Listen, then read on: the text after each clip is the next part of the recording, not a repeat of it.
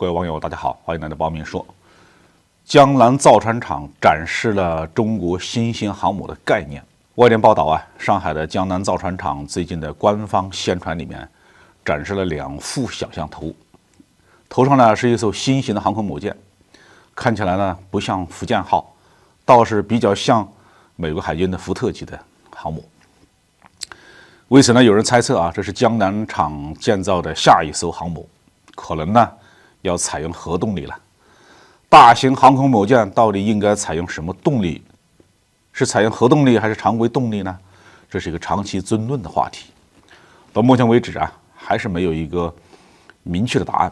美国海军在上个世纪70年代决定放弃常规动力，转向研制尼米兹级的核动力航空母舰。但是到了福特级航母论证期间，美国海军以及美国政府的总审计署啊做了一番研究，结论是同等吨位的航空母舰，如果采用核动力的话呢，会面临很多的麻烦，不但是制造成本很高，而且需要在专门的船坞里面呢维护的周期也比常规动力航母要长一些。核动力航母退役之后的废料的处理也是一个很让人头疼的问题。因此总的来说呢，核动力航母的全寿命成本要比常规动力的航母啊高58%，那这绝不是一个可以不当回事的数字啊。其他国家在航母动力上呢，也做出了不同的尝试和选择。英国的2艘新一代大型航母伊丽莎白号和威尔士亲王号都采用了常规动力的燃气轮机，而法国的戴高乐号航母呢，则采用了核动力。事实上，这2艘航母的动力系统在实际部署当中都表现很不错。虽然威尔士亲王号航母因为严重的故障返厂修理了，但这主要是因为2根推进轴的装配出了问题，并不是常规动力系统有什么缺陷。法国本身呢没有很强大的燃气轮机工业基础，但是核技术水平却是一流啊，所以戴高乐号采用核动力也是情理之中。而且法国海军的下一代大型航母还是打算采用核动力。那么中国海军该怎么办呢？现在中国已经拥有了3艘航母，其中辽宁号和山东号是源于前苏联时代瓦良格号的设计，采用常规动力和滑跃甲板的起飞。新一代航母福建号排水量呢达到8万吨以上，但依然采用的是常规动力，但呢引入了电磁弹射技术，这是当今来说最先进的。在全球范围内啊，福建号是一次重大的尝试，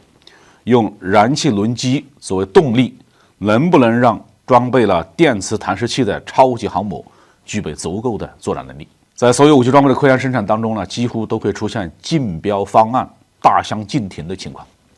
在多数情况下呢，军队装备采购部门会采取样机竞标的方式，也就是向不同的方案提供资金，让他们把样机造出来，实际对比一下性能。比较便宜的装备可以多搞几种样机，比较昂贵的装备，比如说坦克、战斗机啊、导弹武器啊等等，可能是支持2个方案。样机竞标之后，再决定最后的胜利者。你像美国的 F-22和 F-35战斗机啊，都是通过样机竞标战胜了对手，最后获得了采购合同的。但航空母舰就不一样了，它的价格是极其昂贵的，你没法造一个样舰呢。美国福特级航母的建造经费甚至达到了140多亿美元。中国福建号航母的造价是军事机密，不过我们也能够推测，这绝对是一件需要国家或军队决策的高层反复考虑之后才能去下决心的事儿。那么要不要在航母上搞2个方案？这是一个非常严肃也是非常重大的战略抉择。如果仅仅考虑装备技术发展，那么在国家财力允许的情况下，把常规动力航母以及核动力航母各造一艘，开到大海上去做实战演习的对比，那当然是再好不过的了。核动力航母的建造和维护成本到底要多少？常规动力的航母到底能不能支撑电磁弹射器和现代化的电子信息系统的这种强大的电力的需求？这通过实验才能得出结论。